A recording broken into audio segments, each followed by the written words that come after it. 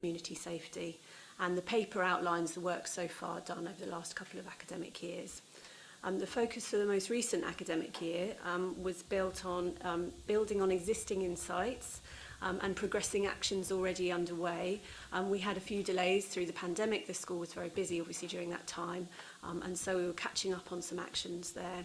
Particular highlights from the last academic year included around healthy food, improvements in healthy lunch boxes, work to increase free school meal uptake, which the eligibility is high in their school, and reductions in food waste from school meals. In terms of active places, we've looked at increasing active travel to school. The Sustrans Big Walk and Wheel was adopted in the school, supported obviously by the Sustrans team and members of the council. And we undertook a 4-day trial closure of roads around the school, which gained overwhelming support from parents and from children and the school itself. Its aims are around preventing road traffic accidents. There's quite a lot of dangerous parking in the area, and also obviously encouraging walking and cycling to school.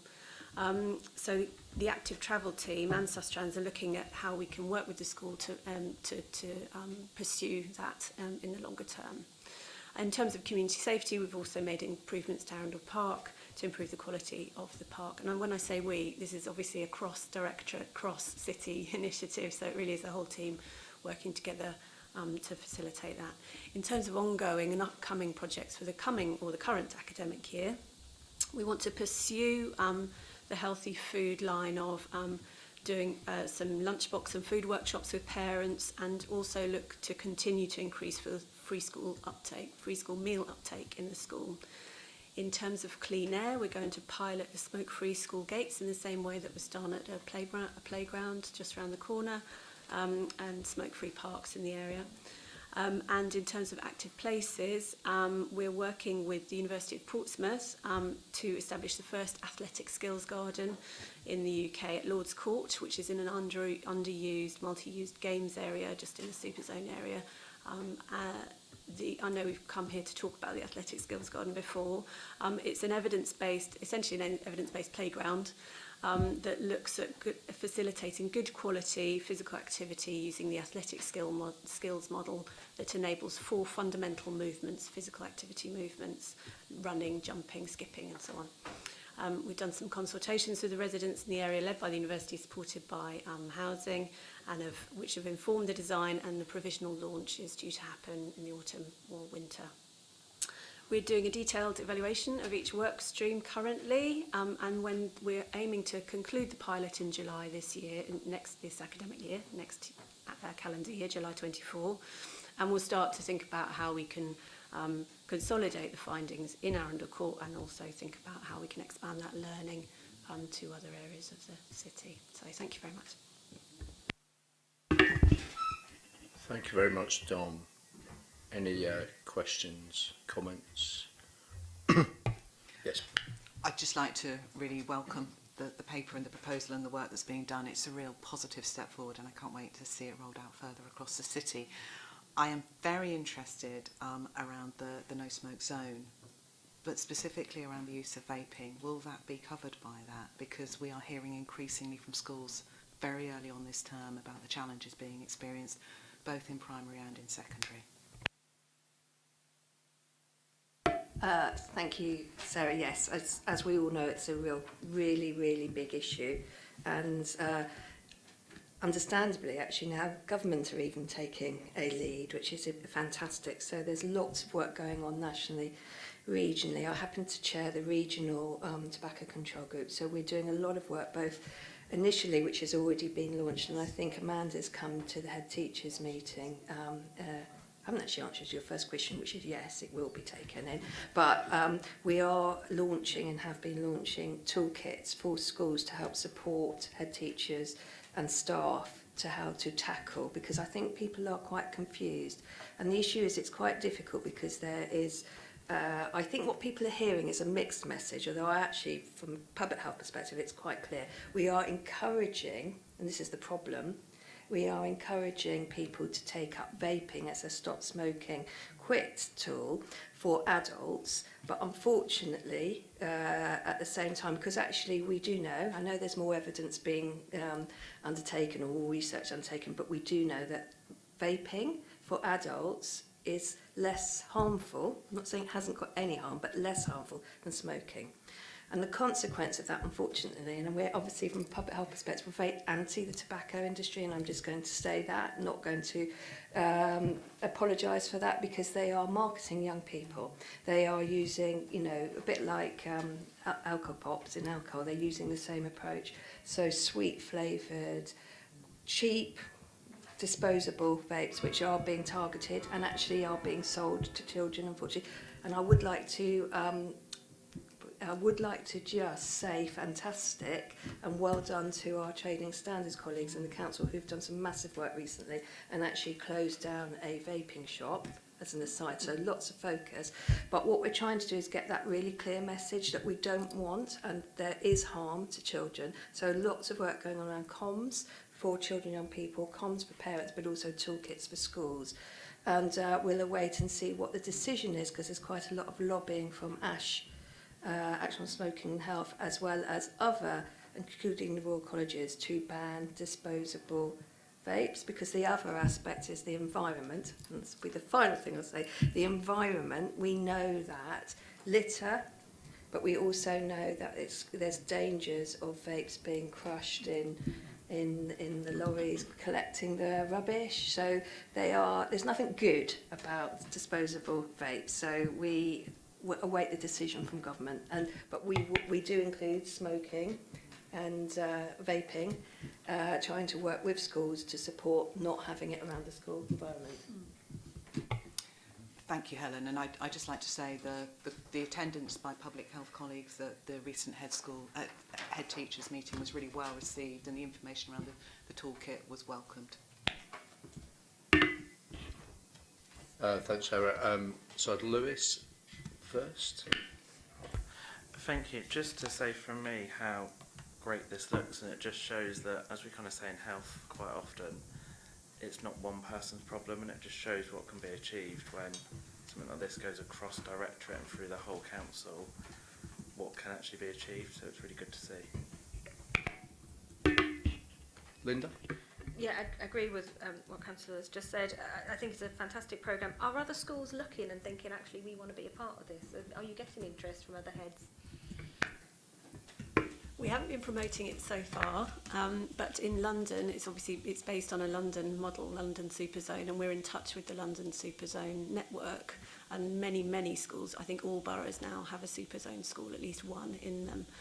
So we're plugged into that network and we're learning a great deal, and that is something that we would like to look at for the following academic year, because once we've come up with a model, it's obviously not a one-size-fits-all, but as a framework, it's definitely something that other schools may be interested in.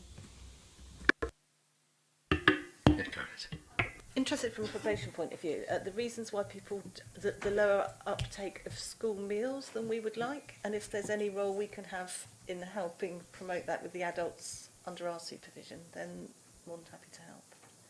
Thank you. That is something that we've spent quite a long time thinking about. We're doing quite a lot of literature reviews on that. We're also doing our own research on that with both parents and with children. There's some really interesting work in Sheffield looking at opt-out for school meals, and we're talking to education about that.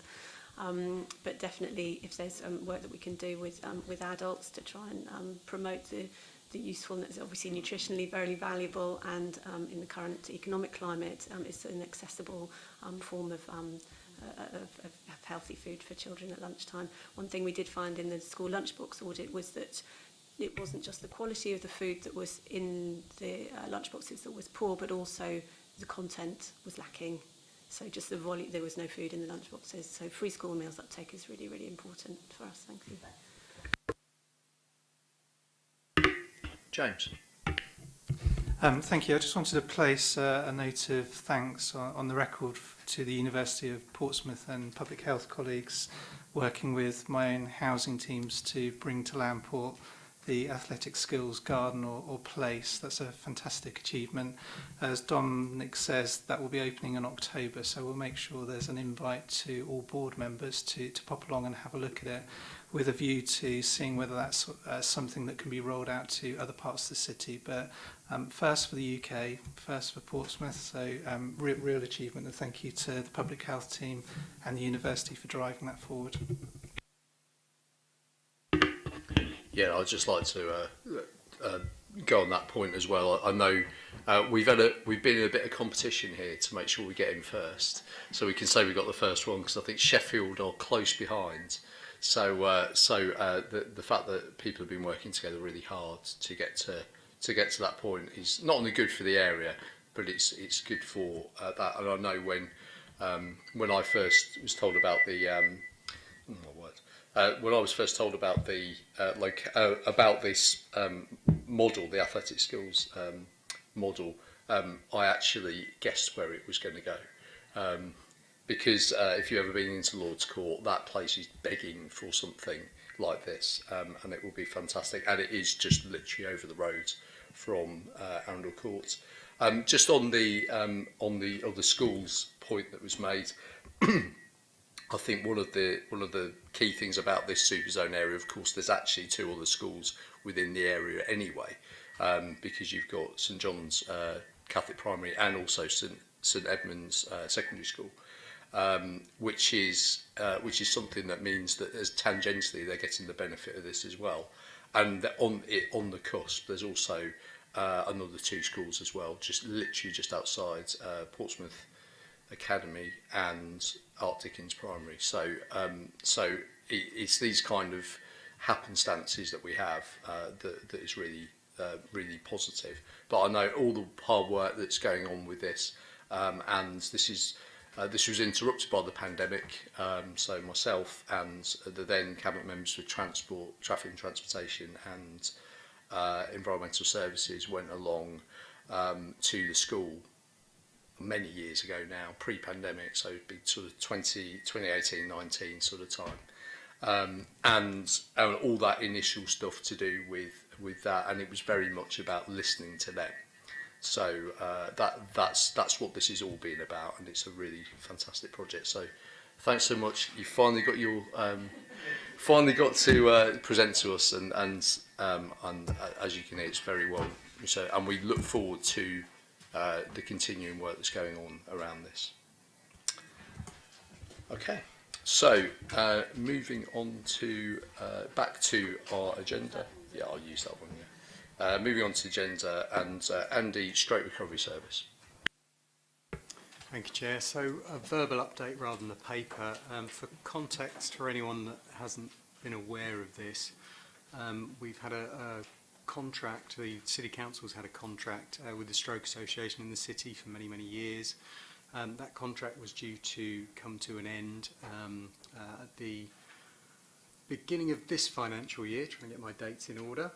We then found some short-term non-recurrent funding to extend it to the end of this calendar year, December 23, but we had no funding recurrent after that point. Attracted quite a lot of interest locally. It's very fair to say it's a very well received service in Portsmouth. It's a very personalised service in Portsmouth, but the City Council aren't statutorily obliged to provide this type of service, and we'd seen NHS England publish a model for a stroke recovery service to be funded in ICBs that included engaging with voluntary and community sector. So we're not funding the end of this calendar year. There was a discussion within Cabinet of the administration found some short-term monies to extend that contract until the end of December next year, December 24. We have a meeting coming up with Stroke Association colleagues, Leader of the Council and Cabinet member, to have a discussion about how that works, how that configures. And we've got a reply, I think, coming to us from our colleagues in the ICB centrally around how the stroke model as recommended by NHS England will be configured across Hampshire and the Isle of Wight, but also how that impacts on Portsmouth. I think that probably covers the basics, but happy to take any questions, comments. Thank you. Thanks, Andy. Anyone want to come in on this? Okay, so I'd just like to say, yeah, as Andy's pointed out, we've now got an extension up until the end of next year, and as I was asked to do at the last Health and Wellbeing Board, I did raise this at our Integrated Care Partnership board a few weeks ago now, and to say, what's going on with the pathway? And this is the background to that, of course, is other integrated care systems have put in place their pathway and they've worked on it. Unfortunately, ours hadn't done at all. So it was this came in a year ago. Well, it's July 2022 was when the missive came down from NHS centrally as part of the 5-year plan. But that is a specific model. But they had confirmed that at that point they had just started work on that. So we do know that's underway, and indeed we've got the ICP assembly today. So alongside getting a formal response, which I know Joe will come in on shortly, we will also have that opportunity to keep those conversations going. Actually, yeah, Joe, do you want to come in? Yeah, thank you, Matt. I think it's just to say that the stroke recovery pathway, a lot of that focuses on acute stroke, and a huge amount of work is being done across the ICB in that area, and we have quite comprehensive sort of acute stroke and immediate stroke recovery services in Portsmouth and across Hampshire. I think the issue is understanding the relationship with the VCS community and how we support after stroke. So it's that bit. Didn't want people to worry around the more acute element of the pathway that is definitely being worked on. Thank you. Yeah, thanks, Joe. Thanks for that clarification. Yeah, it's very much about that aftercare part of it, which is something that has been, as I say, in other parts of the country that's been fully done and gone through, but we're a bit behind here. And as Andy said, so there's a meeting we've got on the 23rd of October with the Stroke Association, and we very much and they've been very positive actually. Once we've come through and said about extending to the end of next year, they've been really positive about working with us locally, and therefore also about how we can then work across Hampshire Isle of Wight as well. Yeah, and I think that would be really helpful, Matt, because I think the Stroke Association service, as it currently has been in place for a long time. A lot of our wider VCS service and our community response services have changed, so I think this gives us an opportunity to test what we need in that area and how we develop that service. So really happy to work with Andy and our integrated teams to develop that. Yeah, and very much, and we know in other parts of the country where the full pathway has been done, we know that the Stroke Association are running those services on behalf of the integrated care systems. So there's potential there, and if we can support that. And it's also worth reiterating, of course, we are the only place now in Hampshire Isle of Wight that has a post-stroke recovery service. Southampton, Hampshire haven't had one for a very long time, and Isle of Wight's stopped funding theirs earlier this year. So it's very much a case of while the work is important for Portsmouth because but we've got a service in. Actually, in many ways, the work that's going on now with the ICB is really important for those areas where there is no specific recovery service, and it's all very sort of it's not always clear, and that's one of the things, of course, is for a lot of people in stroke recovery that there is a lot of things out there, but sometimes it's not particularly clear and not very person-centred. And that I think is what we really be hoping that would come out within the pathway as has been mandated nationally. So thanks very much for that, Andy. And as I say, we'll I think we'll probably do another update after we've had the meeting on the 23rd, and also we'll keep people up to date in terms of where we are with that pathway. and I know that HOSP, Health Overview Scrutiny Panel, had an update from Andy last week about this, and I know they're keeping track, because the one thing that there is the concern about is we're just pushing it back to the end of next year and then there'll be nothing. But the whole point about having those conversations is that we are doing that and being proactive about it. Okay, so moving on to Health and Care Portsmouth Joint Forward Plan. Joe, back to you. Yeah, thank you. And thank you. The paper you've received sets out the updated Health and Care Portsmouth forward plan that we've talked about over the year. It sets out the priorities for us as Health and Care Portsmouth around that integrated commissioning and delivery model. It's overseen by the Health and Care Portsmouth Partnership Board, which have signed it off, but we recognise it's really important to keep the relationship with the Health and Wellbeing Board and make sure that the delivery plan, if you like, around health and care services configuration is meeting the wider health and wellbeing strategy of the city. I think page 42, our plan on a page, sets out the interrelationships neatly, both with in relation to the health and wellbeing strategy, but also the ICB and ICP strategy. So the ICP strategy, and the ICB 5-year forward plan, the priorities within those. But it sets out really the local priorities for us in Portsmouth, how we will work through the partnership board and what our key objectives are. And then for each of our 5 pillars, our 5 priority areas, we have a partnership management group that oversees where we've got the joint spend in the Section 75 arrangements. So a lot of work done on this over the year, as the board are aware, and this is really the overarching document that will set out our key objectives over the next 3 to 5 years, and particularly the delivery plan for this first year. Thank you. Thank you, Joe. Any comments or questions? That's good. That's good. Thanks. I think thanks to everyone who's been involved in putting this joint forward plan together.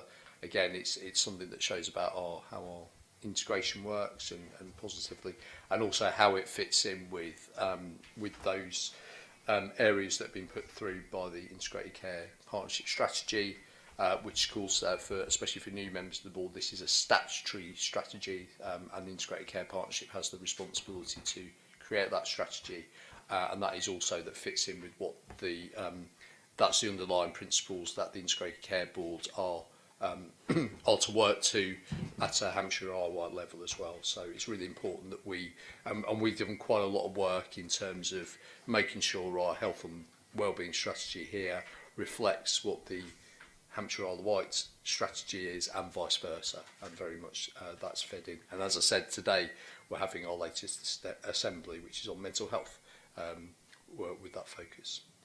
Yeah, thank you, Matt, and a particular thanks to Kelly, who took all of our ideas, various documents, read through all the ICP strategy and the ICB forward plan, and pulled it all together in such a succinct way. So huge thank you to her. Thank you very much, Kelly. Item 6, Portsmouth Safeguarding Adults Board funding. David. Thank you.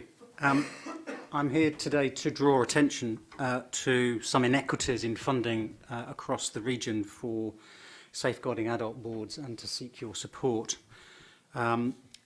We've been in budget discussions with our colleagues in the ICB and in the police for some considerable time now. The Portsmouth Safeguarding Adults Board has, I think, a long tradition of working efficiently and effectively with a very small resource.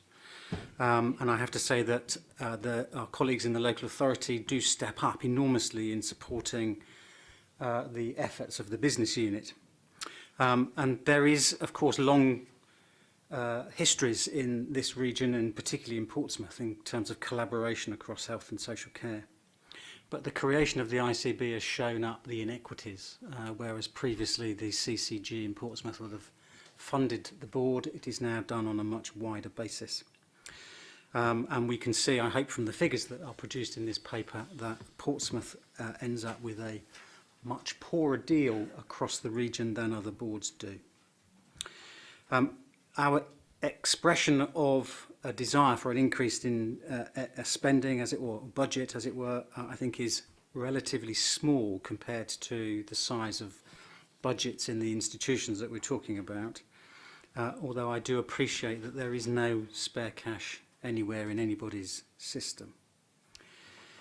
Recently, the board's work, I think, has been championing some of the safeguarding needs of adults in the city where traditionally they haven't had the same kind of focus. And I do welcome, I think it's the third pillar of the previous items work. It's expressing a desire to do something more about suicide prevention, drug misuse and homelessness. And these are three of the key things that we have been working on as a board and have been shown up by some of our serious adult reviews as being key areas that the board needs to engage its organisations in much further.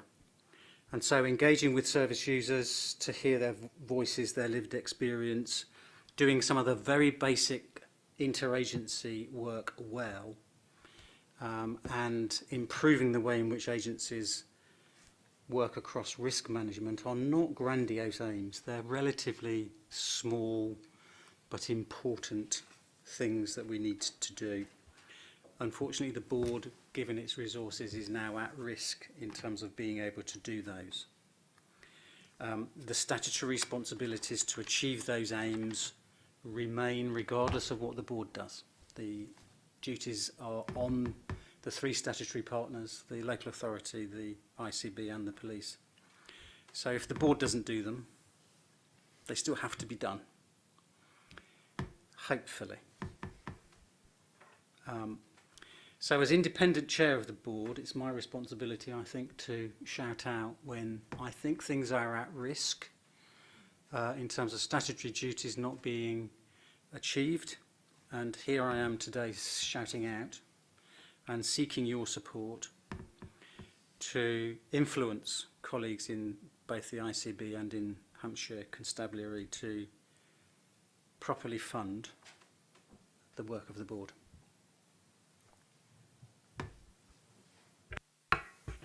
Thank you.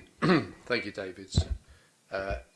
Any comments or Andy?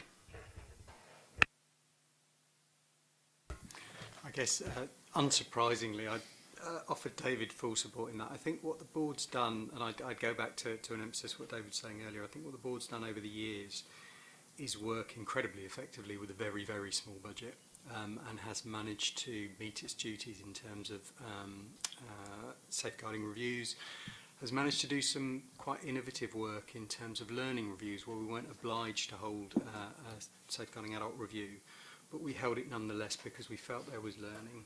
And recently what we've seen is some incredible feedback both from our practitioners who have experienced the death of one of our residents through safeguarding issues, and from the family of that resident who were part of that learning review, who were in the room with our practitioners learning together. That kind of work, you know, doesn't cost a huge amount of money, but it does. There are inevitable costs that we have to do that kind of work, and I think it's something. I guess I'd reflect both as a social worker and a director in the city, but also I think we'd reflect as a city is something we'd all want to see. That's something when we want to make learning meaningful. We all produce action plans from things that go awry, but the actual meaningful pieces of learning are the things that we remember.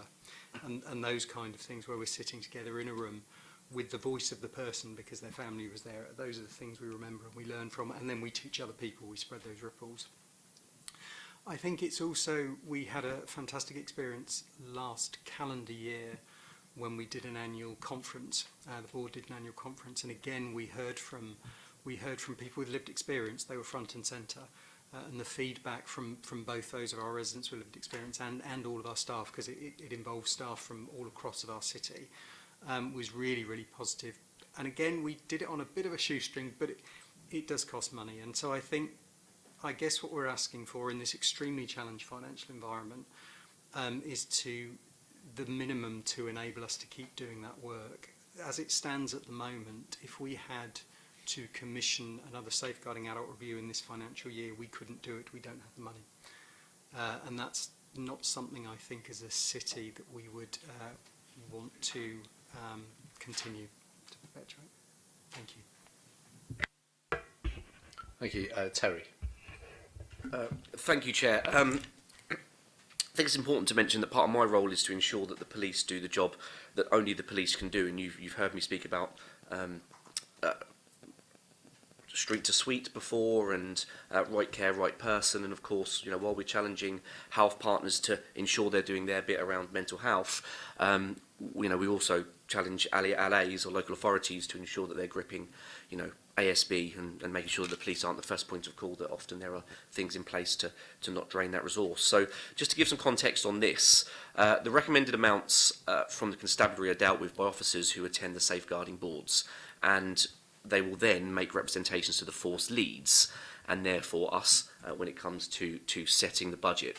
The amounts that are agreed are proportionate with what partners are seeking to achieve through each of the boards that the police support, and therefore the same proportionate increase I think would be expected by all partners. However, if Portsmouth and partners are looking to increase their contributions, then you know, I'm sure that a case could be made to the constabulary to contribute more, but they'd obviously want to see to ensure that there's delivery and value for money there. I know that the paper recommends an increase of, or it highlights the Isle of Wight SAB, which is 12%, but when you look into the detail, I think what's being asked from the constabulary is a share of almost 15%, 14.4 actually percent.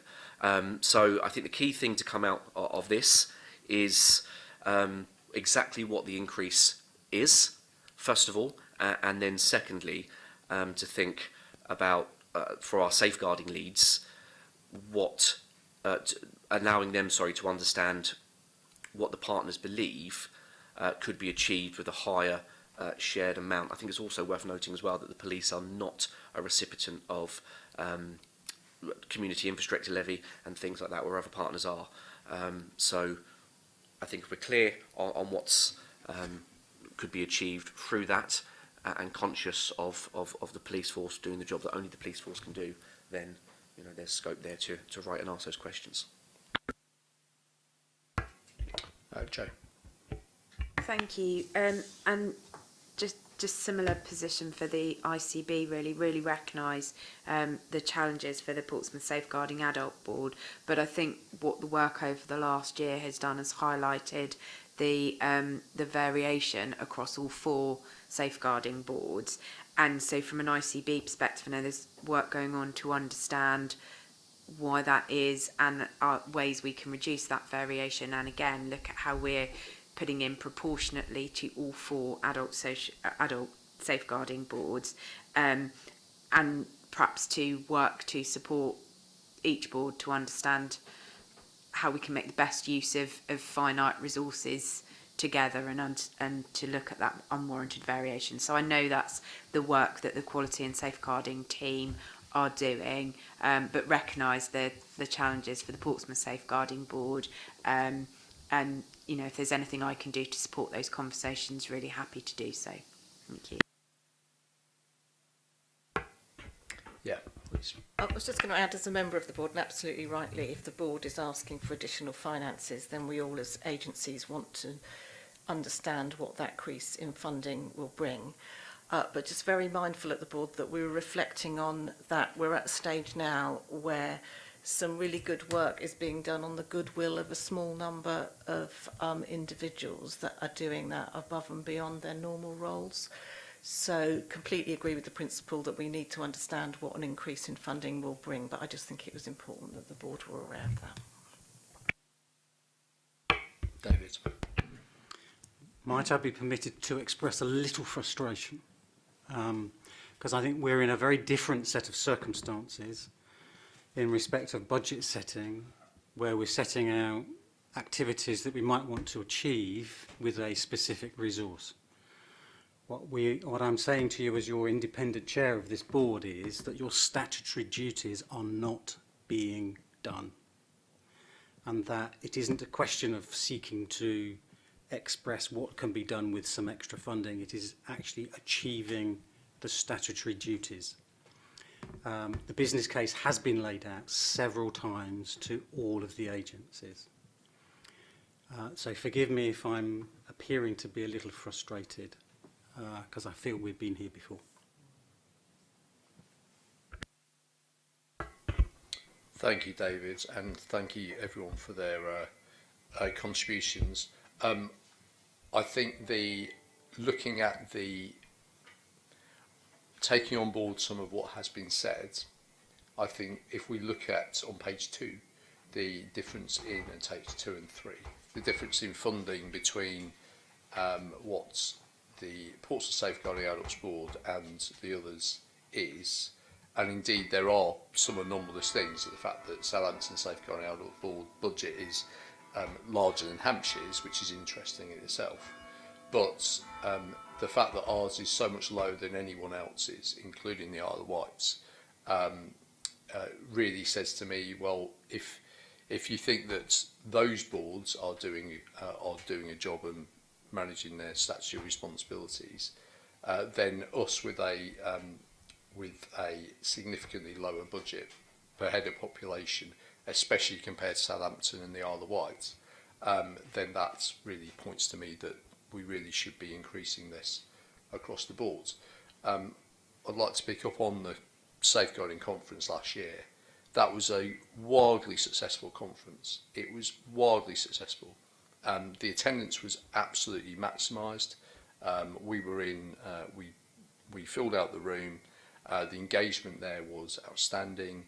And actually, if we're talking about what benefit does it have to certain organisations, especially the police had a very prominent role in that conference. And I think one of the most important things about that was the fact that the awareness that the whole of the safeguarding community in the city had about what is going on and what the police are doing, which would not have been possible in any other forum or context, because it really made it aware to the wider safeguarding community.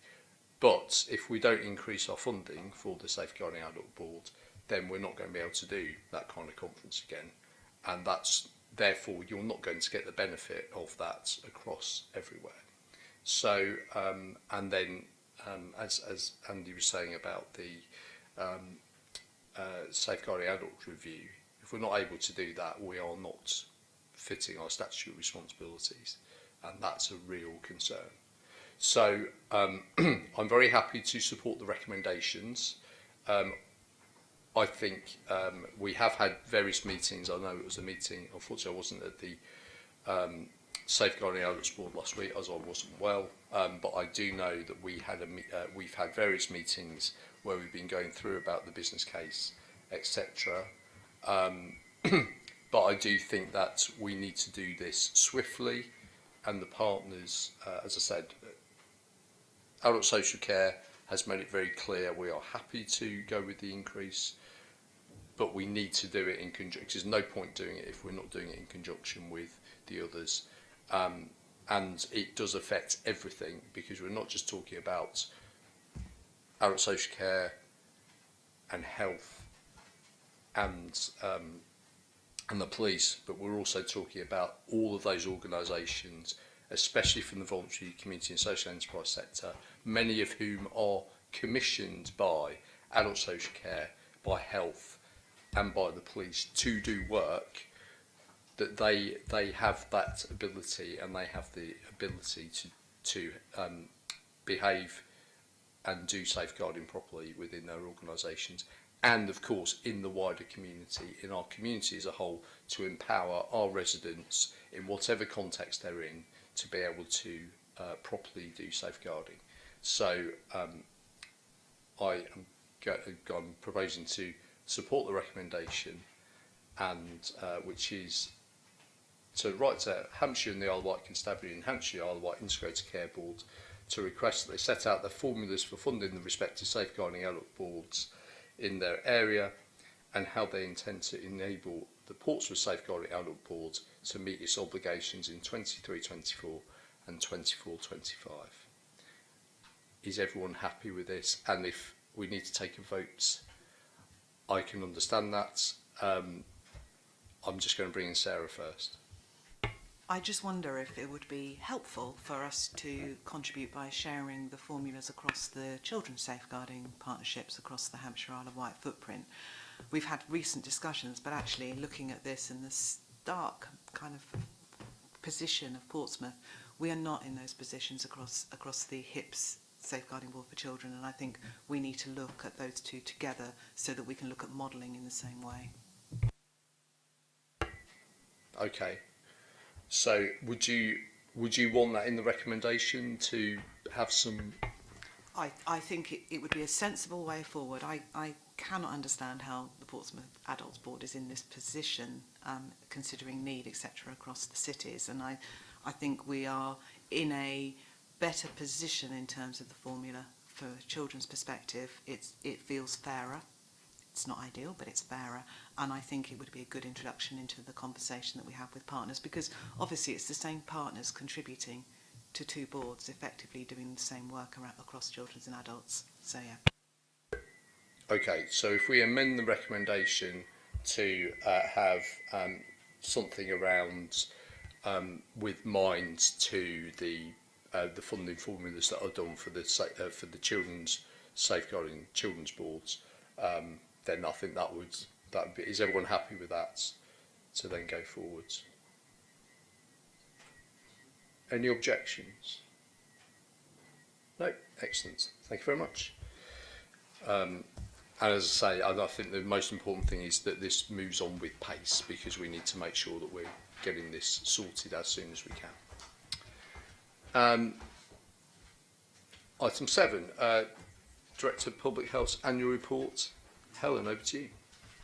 Thank you, Chair. So I'm very, very pleased today to be launching the third Director of Public Health's annual report since I've arrived in Portsmouth at the beginning of COVID. And I particularly want to acknowledge and thank the huge amount of work, because as you'll see to my right is Matt Gummerson, who you all know very well. And Matt is actually the author, has written all three of those reports, but again this year has written with a lot of support. So I'd also like to acknowledge Mark, who's with us, who is our strategic lead for poverty. And it's really important this year that we've had a focus on poverty, because it is such a big, not only a corporate response, you know, corporate poverty, going to come up good, a corporate priority for us in terms of the council. It's also a very, very important priority across the whole city. And we have been working very much in partnership with all of the partners around this board over the last, well, it's now probably a year and a half since the cost of living, working with partners across the NHS, with the police, with education, with the, you know, across the whole city with business. And so it's really timely that we are publishing this report this year, because it is not only the annual public health report, it's also the needs assessment. So it provides all of the work. It's a combination, I think, of the work that both Mark and Matt have been doing over the past year to ensure that we've got the best evidence we have around the situation in Portsmouth. So I've probably spoken too much. I'm going to pass over to Matt. But just to say, obviously, this is as, and I'm not going to ask for apologies, apology for this. I'm not giving an apology. It's a bit of a hefty tune. It is quite long. It's got a huge amount of really important data. But as always, we will follow it up with a shorter, more visual exec summary, which we'll be able to use with partners. But this really is for the purpose it's needed. But I'm going to pass over to Matt now. Thank you, Helen. As always, too kind, but also acknowledging, as well as Mark and I, a number of other people in the council and partners have contributed to this, very well supported by the Tackling Poverty Steering Group, who've shaped this work and informed it as we've gone on. And yeah, thanks to everyone that contributed to it, too numerous to list all of them now.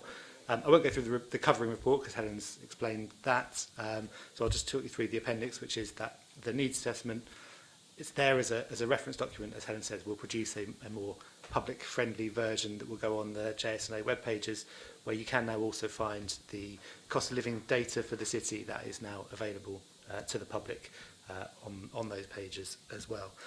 So just to kind of briefly summarise the report, and I appreciate we've got a lot of other things on the agenda, so I will keep it brief. It does a number of things. It starts off by explaining that there isn't one single definition of poverty, and I think that's important to recognise. There are different ways of defining poverty for different groups, different ages. So it does explain a little bit about that, but you know, there's some fairly stark statistics within that. So depending on how you measure it, somewhere between a quarter and a third of children in the city are living in households that are in poverty. This will play out into lots of the other issues that the board are focusing on. We know about the impacts of poverty on health. The report explains some of those in terms of what the national evidence describes, not least in terms of the significantly lower life expectancy in Portsmouth, both between Portsmouth as a relatively poor city and other parts of the country, but also within Portsmouth. So there are parts of the city where if you're born in those more deprived areas, male life expectancy is 10 years shorter than in other parts of the city. So those are quite stark differences, and the report sets those out. But as well as looking at the impacts on health, we also touch on the impacts on other issues that are of importance to the board. So other priorities such as educational attainment, for example, where, as the report highlights, the free school meal gap in Portsmouth, so attainment of pupils on free school meals compared to the non-free school meal cohort, the gap between those two is wider in Portsmouth than the gap nationally, so it is contributing to those challenges around education in the city. Looking at adults within the city, again highlighting the challenges that we face around a lot of this work. Half of working age adults that are in low income households are in working households, so employment is a part of the solution, but it's not the whole solution. There are challenges around that are being addressed through the other work this board's been working on, for example, around ensuring well-paid jobs, social value for as anchor institutions and employers in the city. There's more that we can do, but also recognising that workless households are also significantly more likely to be in poverty, 4 times as likely as non-working households. So we do need to address both sides of that. The report summarises the data on cost of living. As I said, there's now publicly available data on that, but we've been using that to inform the council and partners' response over the last year. As Helen says, the key thing with the cost of living crisis is that it has both brought in significant numbers of new people being impacted directly by poverty and by the cost of living that were not previously affected. That drives in additional challenges for services across the range of things in the city, but also acknowledging that it has affected those who were already vulnerable, already poor, most. So it's made things worse for those that were already vulnerable prior to the cost of living crisis. The report also describes that we know this is going to be a significant ongoing challenge, at least through this winter. This was not a crisis that happened last winter and has now gone away. It is going to continue to be an issue for the foreseeable future, as I'm sure you're all very well aware. Section 3 of the report briefly kind of gives a kind of overview of the efforts, historical and current, to tackle poverty in the city, led by Mark and colleagues. It includes, I think, some really powerful case studies, just a couple of case studies in there from our cost of living support worker, Lynn, who does a great job working with people who come into the help desk for the cost of living work and need additional support. I think those stories just kind of really paint that vivid picture of what this means to people, but also the value of the support that the council and partners have put in place. We also look at some examples from other places, so looking through national evidence around what's good practice from other places around how they're tackling both poverty and the cost of living crisis. And we've tried to highlight those areas that lots of the things that other places are doing, we're already doing. So we haven't duplicated those, but we have tried to highlight some of those areas that other places are doing that we think have potential, that could be things that we want to look at in Portsmouth going forward. Just one example, for example, was around putting in place data sharing agreements to ensure that all low-income households in the city are on social water tariffs. That's something that one other local authority has done, something that we could explore here. Section 4 is called Stakeholder Views. It tries to bring in the fact that there are a lot of people who have contributed to this and will continue to do so. So the Tackling Poverty Steering Group, yourselves as a board with your focus on poverty as a priority in the health and wellbeing strategy, It's a council priority, it's a member priority, and we've described there the commitments the council's making going forward around that, highlighting some of the events we've run, and again, very much the Royal We, colleagues Kelly and Paddy that organised the cost of living conferences last winter that really helped to bring together people in the city to understand how the support that we need to put in place, what the voluntary sector are already doing and the impact that's having, and some of the further work that we plan to do. So at the Tackling Poverty Steering Group, John Attrell, the Learning Disability Champion, highlighted that we don't know enough about the specific impact of the cost of living, for example, on people with learning disabilities in the city. So we're doing some research around that over the next few months. And we're also doing some work with community researchers. We've secured some external funding, so people from one of the food banks in the city and from Home Start to do research in the community around how cost of living is impacting that will further inform this work going forward. The conclusions of the report really just ask for partners to continue to support that system-wide focus on this. It's not a kind of an issue for Mark, it's not an issue for the council, it's an issue for the whole city, and we need to maintain that focus. It impacts on everything else that we want to do around improving health and wellbeing in the city, and if we don't get this right, then we'll continue to see those same problems going forward. We've put in place some recommendations that draw on the Faculty of Royal Society for Public Health recommendations last year, kind of saying what those look like for Portsmouth, but we will also take this back through the Tackling Poverty Steering Group and the Council's Cost of Living Group, and it will come back to this board as a poverty priority at the next meeting, so we'll pick up some of those plans for the winter at that meeting. And I will stop there. Others who've worked on it, if you want to add anything, please do, but otherwise very happy to take questions on any of that. Thank you very much, Matt, for that very comprehensive overview of, as Helen said, it's a long report, but a very important one. Any comments or questions? Kelly? Thank you, Chair. Just wanted to reinforce, I think, the importance of the poverty theme in our health and wellbeing strategy. As Matt said, it's come back at the next meeting, but just to alert that today a significant report has been published by the Centre of Mental Health that actually picks out the importance of deprivation and poverty on mental health in the broader sense, and again picks up those linkages as well around some of the issues such as housing, wider social isolation and things that we've identified in that wider strategy. So I think it's just making really clear that this just brings together so many of those threads and just reinforces how important it is that we keep going back to those underlying causes, the causes Matt was highlighting. Thank you, Kelly.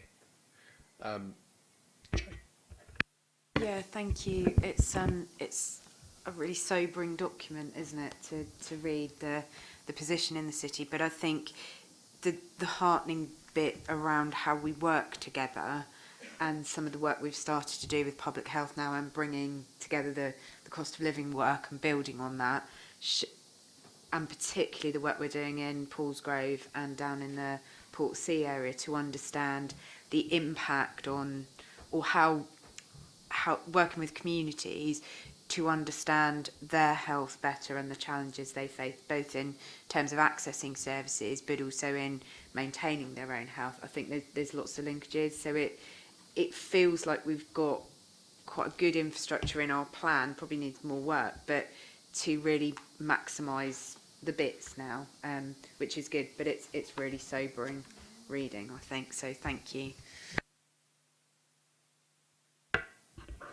Helen? If nobody else wants to comment, because I just want, so perhaps I didn't stress enough, because that's really important, Joe. I do think how we work here in Portsmouth and how we work with our communities is really strong. It's the most integrated place I've ever worked in. However, I think what we ask for everybody to note the report, but actually I'm going to ask for more than noting the report. We wrote, well, again, the Royal We. So Kelly and Matt worked with many of you around the table to develop the health and wellbeing strategy at a time before COVID and before cost of living. And we, hence the causes of the causes, as Kelly and Matt say, was chosen because actually we were seeing some of the worst outcomes, dare I say it, not, well, definitely in the South East, but actually comparable to the north of England, where we often see as well that north-south divide, and that's where I think it gets lost. But the important thing is that those really poor outcomes have worsened through COVID. They've worsened through cost of living. So we're now seeing worse outcomes. And I think that's such a shame, because actually I don't want to take away from what a vibrant, fantastic city this is, and how, you know, the communities, which we saw strengthened, I think, through COVID and cost of living. However, it's not turning around those outcomes. So I suppose it's more than noting, I think we've got to continue and perhaps scale up how we are working to support our communities to try and turn some of that data around. David. Reading this and just reflecting on some of the serious adult reviews that have gone on in the city over the last few years, poverty features in all of them, not as a specific cause, but it's an underlying feature. And I'm particularly interested in the fourth recommendation that you've got in your annual report around empowering the workforce. And there are real synergies here with what our strategic plan in the Safeguarding Adult Board is to do something very similar. And I think that emphasis on enabling people to work together, even when there is a backdrop of good integrated working, it's an activity that never should stop. It has to constantly go on. So I think from an adult safeguarding board perspective, there are many synergies here that I think we can work with. Mark.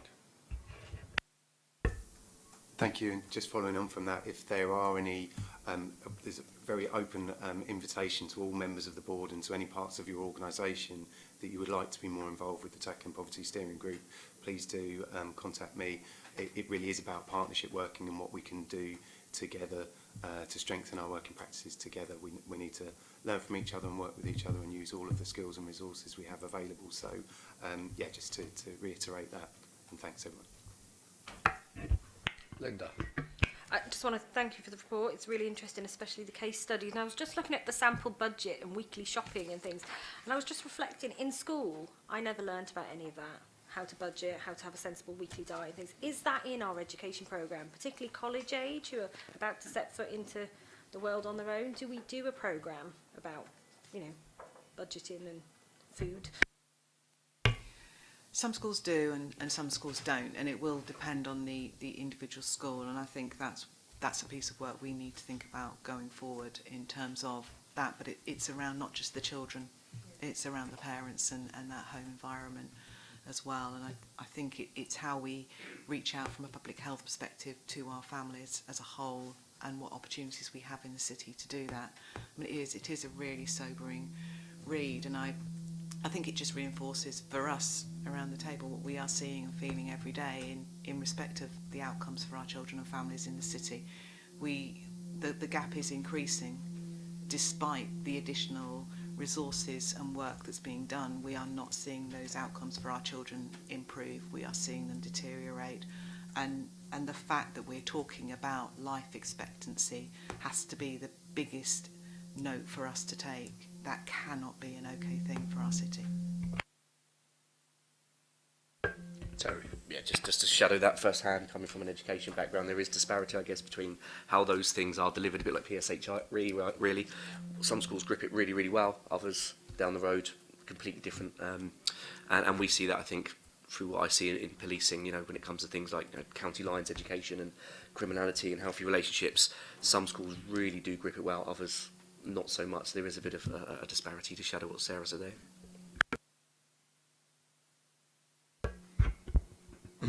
Thank you everyone for their contributions. It is a sobering reading, but I think the underlying strength that we have in the city, as Helen has mentioned, is our integration and our working together. And I have no doubt that things would be significantly worse if we weren't doing what we're doing.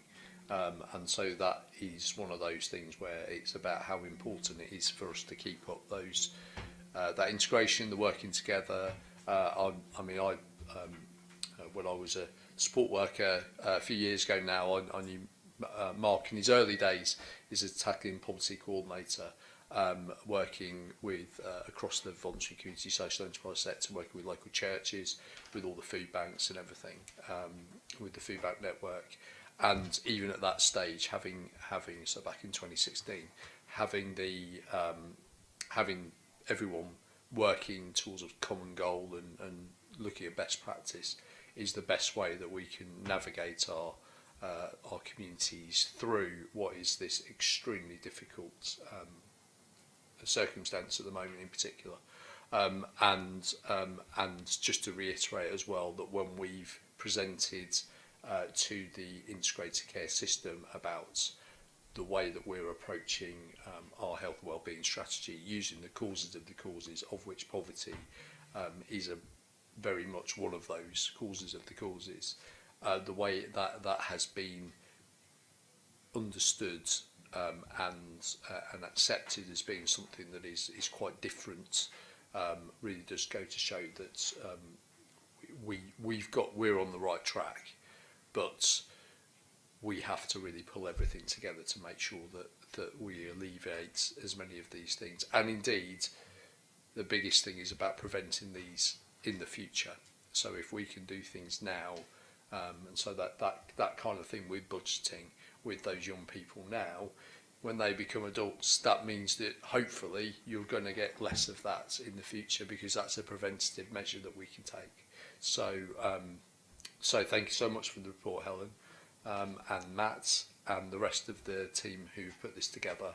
And it's one of the key things about having a theme on a Director of Public Health's annual reports, and this is very timely, and really I think this should be spread far and wide for people to have a look at. And no matter what organisation you are in the city, whether you're a statutory organisation, VCSE, whether you're a business or any other sort of organisation at all, to have a look at this and see what you can do to fit in with those recommendations.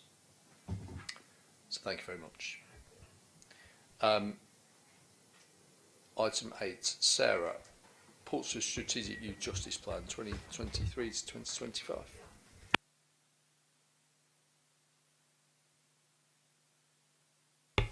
I'm going to introduce Lisa Morgan as our service leader for our Youth Justice Service in the city to talk to this item. Thank you, Sarah. Yeah, I'm Lisa Morgan. I'm the service leader for Youth Justice Services in Portsmouth, formerly known as the Youth Offending Team. I'll come to more on that in a minute.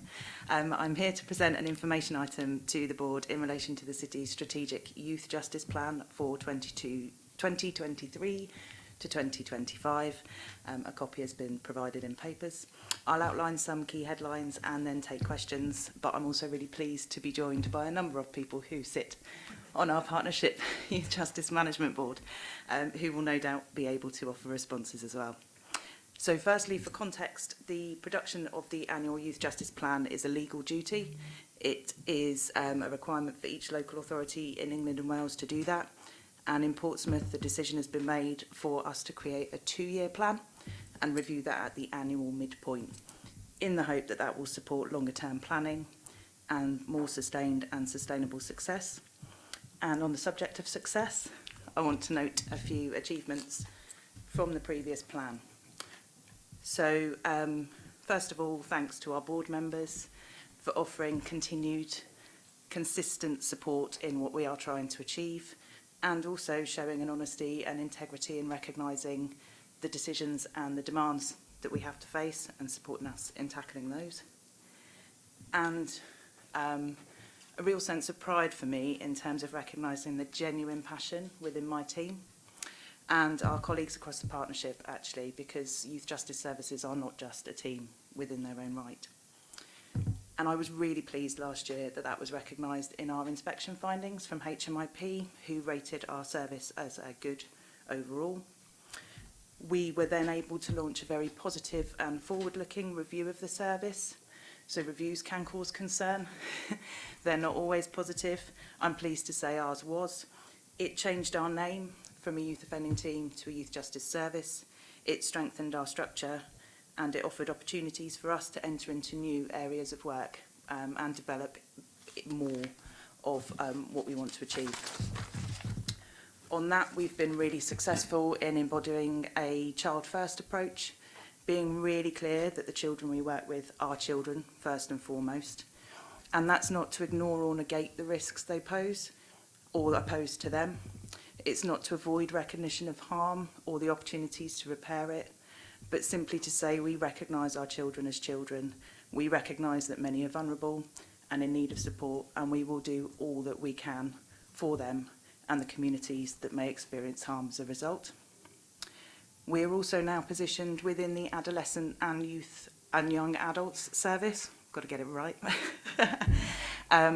That's been a really exciting development over the last 12 to 18 months. We are increasing our opportunities to collaborate across teams within that service, joint working with Edge of Care, substance misuse, supporting your futures, and we are starting to really pull together now as a wider management team and look at the opportunities to maximise our resources and our delivery across those services. And it's really pleasing to see the progress that's being made in relation to missing, exploited trafficking, contextual safeguarding and transitional safeguarding as well. And I'm really pleased and privileged to be able to contribute to that as well as benefit from it. So in terms of what next, the plan is outlined in the documentation. It's a very long plan. The content requirements are set out by our National Youth Justice Board and therefore cover everything that we do and everything from our partnership as well, those relevant elements. The priorities within the plan, though, are formulated by our local partnership management board, and for 23 to 25 there are 5 of them. So the first 3 are reducing first-time entrants, reducing reoffending and reducing use of custody. They are our well-established 3 key performance indicators. We have made good headway in all 3, but recognise there is more to do, and that's set out in more detail in that plan. And there are 2 new priorities, the first one being to support priority groups. So by that we mean improving our understanding of the needs, characteristics and wishes of the children we work with and their families, identifying and addressing disproportionality where it exists, and ensuring we reach those who need us most, but divert those who don't. And then in order to do that, the fundamental basis and focus this year in sort of my work will be making sure we develop best practice and the people in our service so that they can continue to deliver high quality work.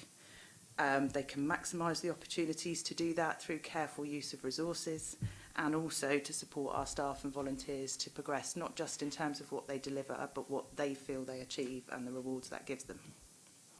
We've also got 10 more key performance indicators to work to as of April this year. So there will be a fair degree of work in making sure that we are able to report on those and then begin to understand that the data that gives us to then inform our plan from 2025. Any questions? Thank you. Any comments or questions? Go for it.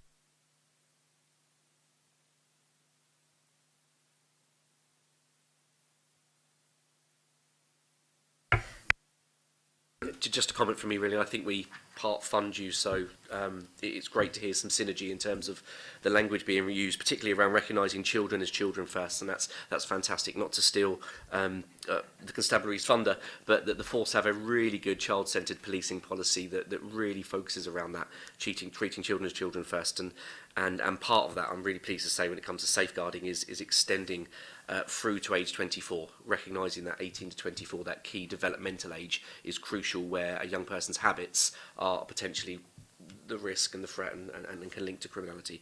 So some really, really good work there, and love the synergy around the language. Thank you. Hi, thanks.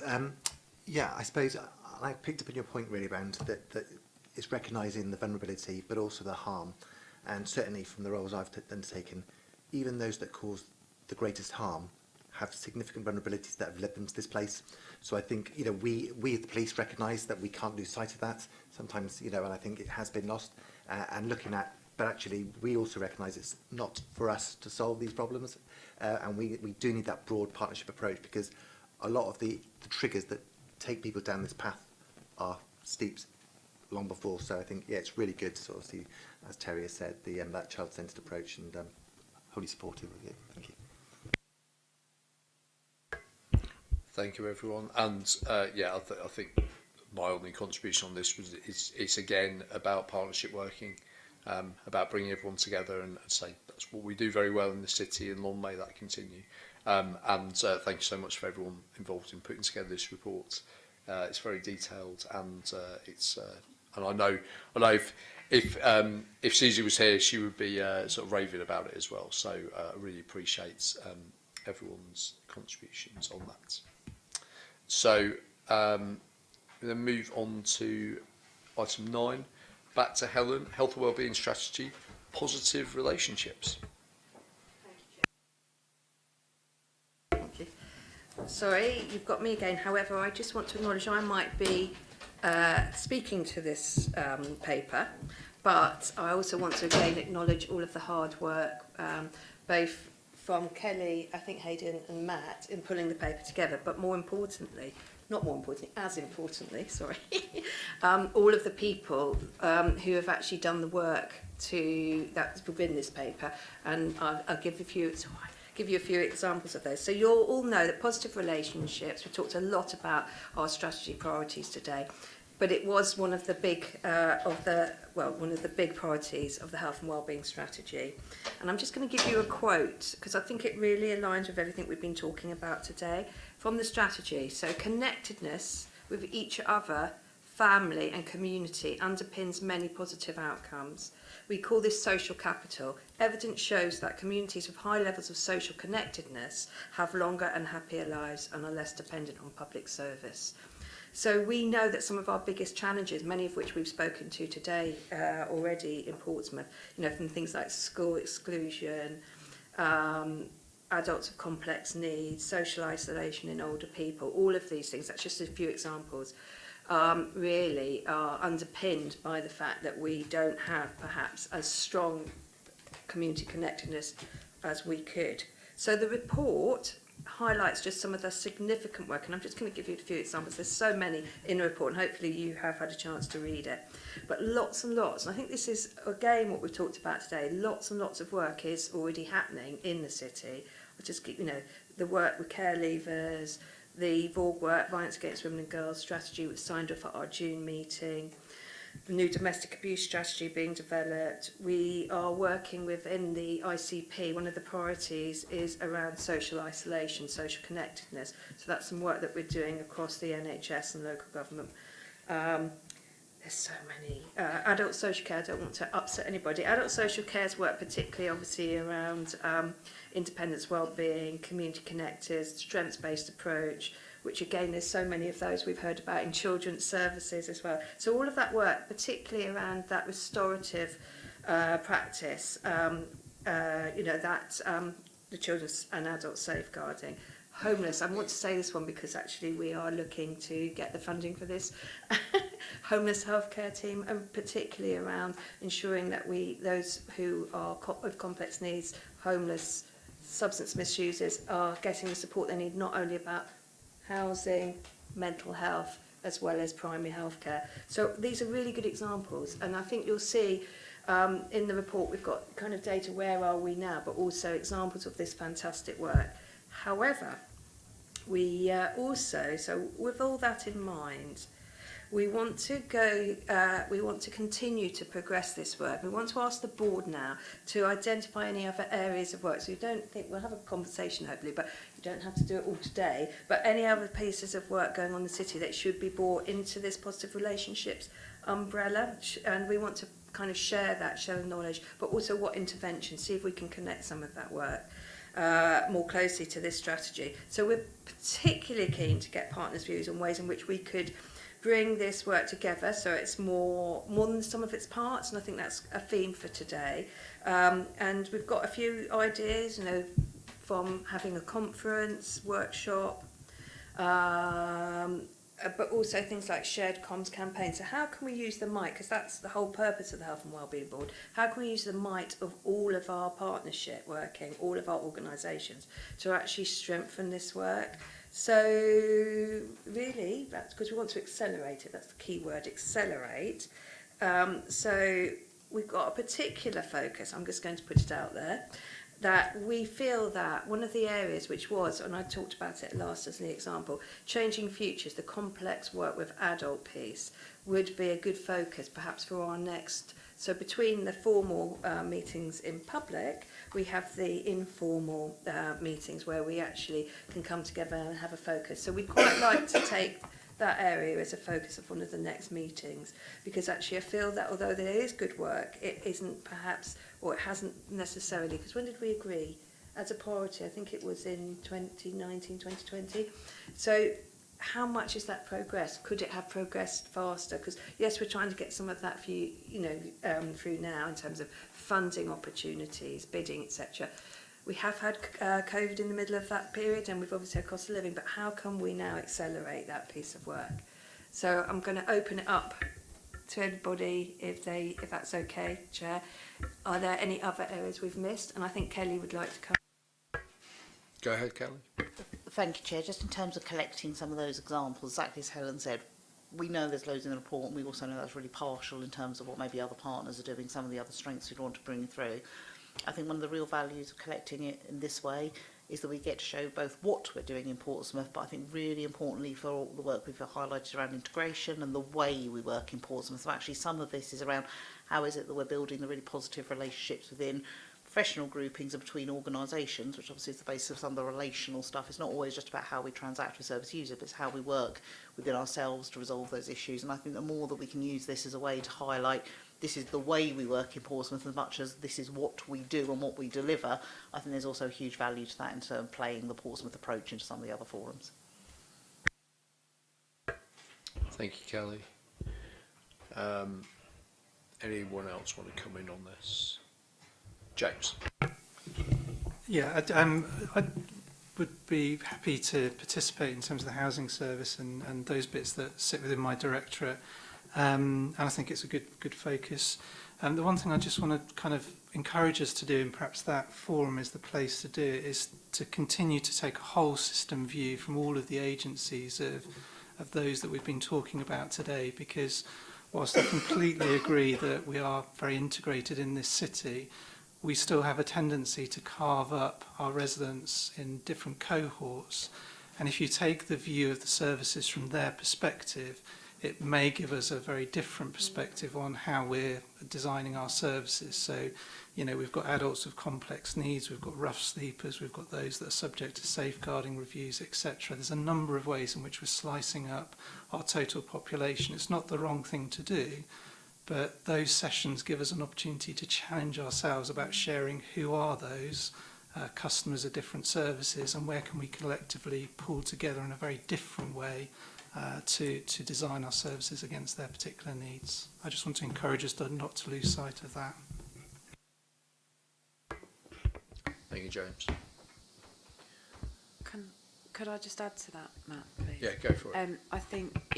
I think James is absolutely right, and I think we, particularly as our services are so stretched at the moment, and a huge amount of change going on within health services across Hampshire and the Isle of Wight, and the pressure on our acute is really significant. Again, coming into winter, there's a risk that we look inward at that point and just focus on what each service can do. So I think James is right. We've got to, and that would be the wrong thing to do, because we would miss the gains in coming together. So I think James is absolutely right. We've got to think about how we deliver some of these services differently, because we're seeing the same challenges of the same people with the same challenges in each part of our system, and more people with, whether it's complex needs or homeless people, all of these challenges are pitching up in different areas, quite often in the acute, and having extended length of stay because we don't really know what else to do with them and it's not the right place for them. So really happy to take some of this and perhaps think in our Portsmouth partnership, we've called it P3, but it's Portsmouth partnership provider. Can't think of the provider. Portsmouth, yes, what he said. Apologies. To think about how we do that in our winter work, and with Solent and the hospital and primary care as well. Thank you. I think that raises a really interesting point. We've talked a lot in some of the things that we've looked at today around prevention, and we talk a lot about prevention and the wisdom of it, and that we never seem to get to it as a society, let alone sometimes as a city. But I guess we can often over-medicalise our responses, we can often over-professionalise our responses, and I think what we've found through some of our projects, just thinking about some of our navigators, particularly in QA that we have, taking the approach of seeing someone as a whole person and working with them on the really embedded issues for them, not what they've necessarily presented with, I think is really key to that. And I guess that speaks to this work, because we do, I suppose echoing your point, James, actually, as I'm thinking about this, we do slice and dice needs as well, you know, whereas actually just thinking about some of the fantastic examples that we saw in the annual report from Director of Public Health, when people know about services, when people know about just getting a little bit of support, that can encourage them. They have a good experience, they tell their friends, those kind of holistic approaches. And I know it's a truism, I mean, I'm not saying anything anyone doesn't know, but I think particularly around some of the really wicked problems that we face, Joe referred to our acute and the pressure on our acute and how that drives work and drives away sometimes focusing on what we need to, because we get faced with these crises in the firefighting.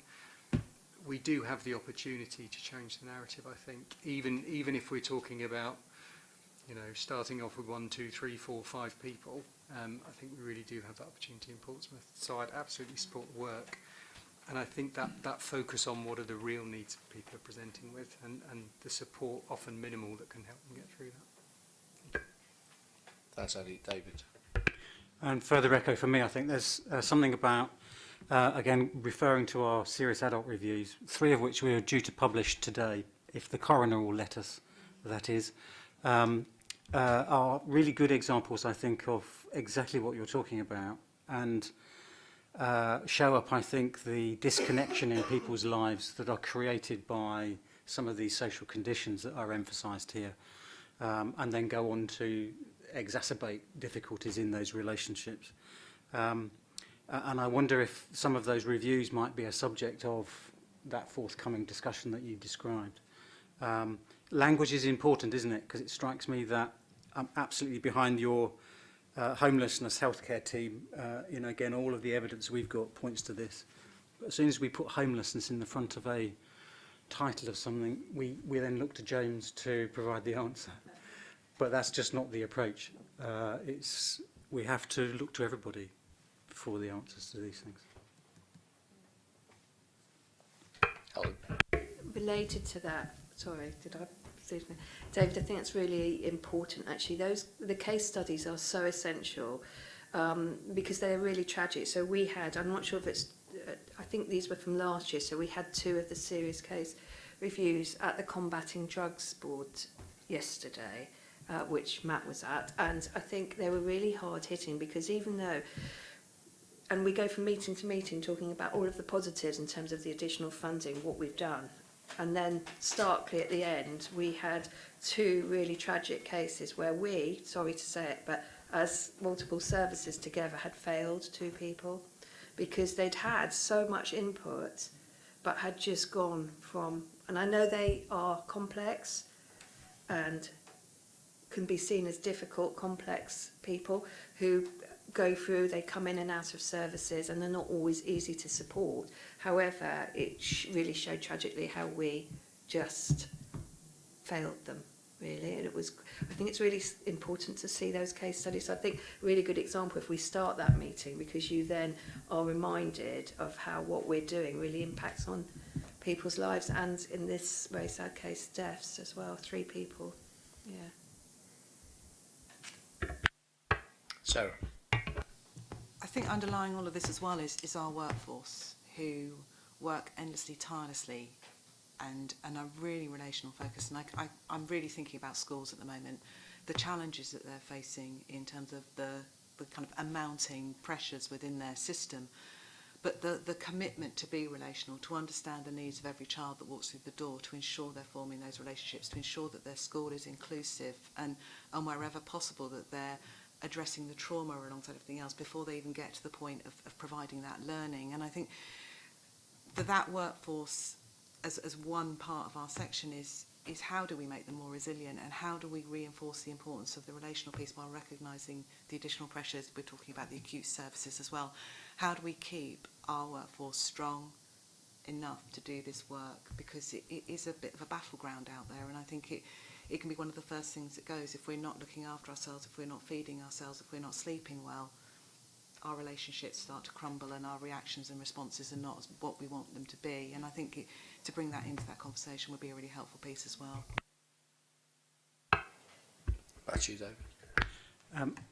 One of the things that came out of the conference that you described, that the board put on last September, was the numbers of frontline practitioners who were talking about vicarious trauma. And so there may be something in positive relations that is also about directly appreciating, supporting, repairing, if you like, some of our frontline staff.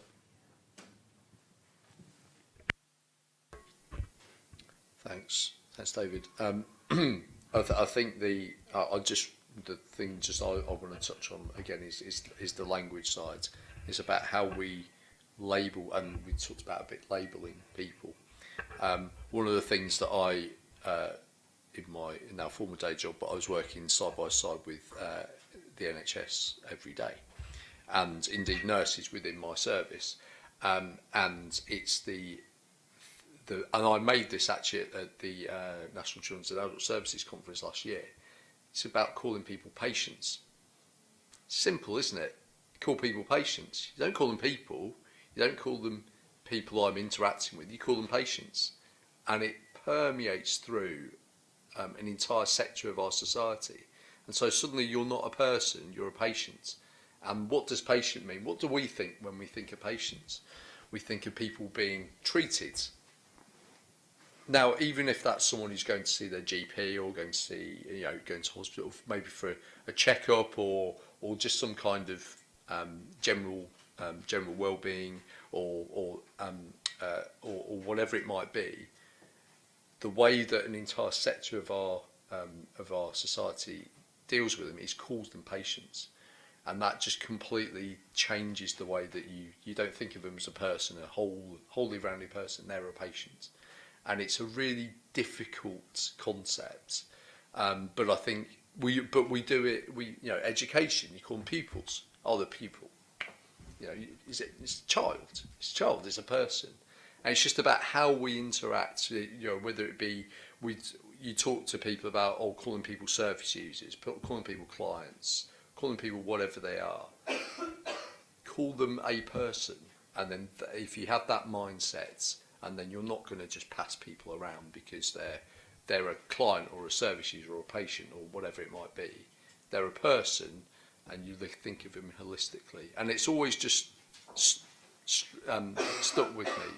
And I don't want to have a particular go at the medical profession, but it is just something that is so permeating. Whenever they talk about who they deal with on a day-to-day basis, it's a single label, and it really just, I think, potentially take away from just looking at them as a whole person, because of course for anyone else they're dealing with, they're not patients, they're people. So if you're working together, the other people working with them are going to see them as Mrs. Bloggs, and then unfortunately within a certain sectors they just think of them as a patient that needs treating. So I think language can be really key. So we've got 3 recommendations about this. So we've got about note the activity underway across partners in the city to support positive relationships and developing relational capital.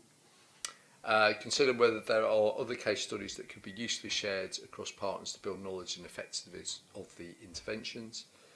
And consider if there are areas where further development or acceleration of work could be beneficial. So is everyone happy with those recommendations? Fantastic. And thank you again, everyone, for putting together that and all the work you're doing across all our organisations, and I'm sure we can all come up with additional case studies and examples and work even better in the future. So our final item then, back to Andy for Portsmouth as an age-friendly city. Thank you. I suppose there's a theme really in this report, as there has been in many today, in thinking about things that are already happening, thinking about awareness, knowledge, and bringing those actions together, excuse me, for the benefit of our residents. So this was a report that came out of a motion to council in 2021, excuse me, where it was talking about the concept of an age-friendly city. And you can see the information and the context there on the first page of the report, and the numbers of things that were raised in that motion. I don't think anything that anyone from what we've talked about today would disagree with. But we were thinking about this as to how to make this meaningful really for our residents. We focused upon the partnership that we have, that we've reflected upon here today actually amongst all our organisations. And we thought about what would be most helpful to bring meaning to those issues that were raised in that council motion. And what we're proposing is not to design a separate strategy for an ageing population. Certainly as a health and wellbeing board, what we've committed to is the life course, is the health and wellbeing of all of our population, no matter what their age. There will be different needs and there will be different resources we need to pull together depending on people's circumstances. But maybe focusing on an age-specific strategy might not be helpful to us. So we were thinking as well about the amount of things that we already do that relate to supporting our older residents in this city.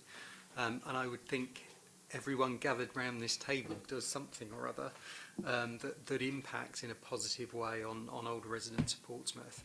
We've included the WHO's definition of what they see as an age-friendly city, and then further through the report we've talked about how we think we already conform to that. So going down through point 4 and into point 5, we've talked about thinking about Portsmouth as applying an age-friendly lens. So rather than coming up with another strategy, actually pulling together all of the things that we do and sharing that more widely, including with our community, with our residents, because we want to get their opinion on whether these things are helpful, what the outcomes are for them, and to help us understand how we can improve. So what we're proposing to do is to ensuring that we take an age-friendly approach, is to identify our areas for development, future collaboration, but also identify what we're already doing. Potentially through the work that we do in between boards, gathering information, and to bring an item back to this board and back to the portfolio report, which started all of this, around how we work as an age-friendly city. We don't think it's a huge amount of work, and my colleagues in finance, without whom I'm not allowed out the building, as everyone knows, have said they don't think there are financial implications to this because we're talking about what's already happening. It does link, it feels to me, it does link with a lot of those subjects we've been discussing today around our residents, around the work that we all do to try and help our residents have better outcomes. And I certainly think it links with the poverty bits that we've been talking about today, and the relationships, the connectedness, because part of connectedness, I think, is starting from where the person is and understanding how they're asking us to help. And we have a lot of our services, certainly within local authority, are devoted to making those connections because we understand the power of that. So our recommendations are there around gathering that information, coming back to the board, making people aware of all of those services that are around that make us an age-friendly city. And so I'll take any questions, comments, thoughts. Thank you. Thank you, Andy. Anyone wants to come on this? Helen. I'm very supportive, Andy, as you would expect. I can't not mention, because you mentioned life course approach. So actually, because I do think everything that we've talked about today will have an impact, obviously, whether it's the positive relationships, everything. But actually, if you look at the Marmot approach, which is that life course approach, Marmot would say, which is really important, that the most important period of time to healthy ageing is actually the first 1,001 days. I'm just mentioning it, sorry, so I couldn't help but mention it, because ultimately that's one of our big priorities now, isn't it, within the integrated care partnerships we're working. And I'm not taking away, because ultimately, you know, those first 1,001 days are our future population, and we've also got to take it, and the point of the Marmot is that you take it to every stage. So if we're doing the best for our people across all of the services, that will actually impact on that more positive experience for healthy ageing. But I can't take away that from it, as I'm ageing myself, that actually it's how people also perceive and are perceived. And something that's always struck me is how little we respect age in this society. And I do think that's also really important in terms of going back to the positive relationships. Other cultures really respect what people bring throughout their life. And so I just leave us with that. Just because you mentioned Marmot, and I can't not mention it. Yeah, if that's all right. I guess coming at it from the opposite end from Helen, but perhaps getting to the same point, and picking up your point, Matt, around how we do use language to not talk about people and use various acronyms, and where we do that the most is around our Andy, our favourite hospital discharge programme. And as we head into winter, we know as pressure on services continues, that's where we feel the heat of that. And that's often where we get most into, sadly, numbers rather than people. And I just wonder, we're talking a lot about how do we do that differently, and where we need to share risk across the system differently. But I wonder if there's something about talking in a more age-friendly approach and having some different conversations with our practitioners that we could start quite quickly now might help people think a bit differently about some of those conversations, and be a bit more person-centred. So I don't know, maybe that's something we could take back to the team, Andy, and think about how we do that and link the Wellbeing Collective and the community connectors into that a bit more. Thank you. And thank you for all the contributions there. And obviously I would, because it's relevant to our recommendation, so just obviously draw everyone's attention to 6.1, which is about the next steps, which is about auditing activity, about age-friendly approach, and then also that Health and Wellbeing Board members agree to contribute to this information. So obviously we will all get some examples, and that'd be really helpful. I think, I mean, this came to full council. I know Terry was on the council at the time. It was and Lewis was. It was my year off, my fourth year off the council. So this is something that came that had obviously already been worked on when I came back in 2022, and obviously this fits in with a lot of the other work we're doing in terms of having our city appropriate for all kinds of different groups of people, and again this comes about, it's one of those things we talked about not labelling, and then we've talked about age-friendly city, but of course we know that if you're going to have an age-friendly city, you're going to have something that's actually better for people in general, because if you're having an approach that's going to be good for older people, then that's also going to be good for people who have myriad other needs as well. So it's a good way of doing things that then will have a positive impact on lots of other things. And for whatever reason you do it, a vicarious advantage is always positive. So if we just go back to the recommendation, which is that the Health and Wellbeing Board considers the information on the paper and agree next steps as set out in paragraph 6.1. Is everyone happy with that? Wonderful. So thank you everyone for today. That concludes this meeting of the Health Wellbeing Board.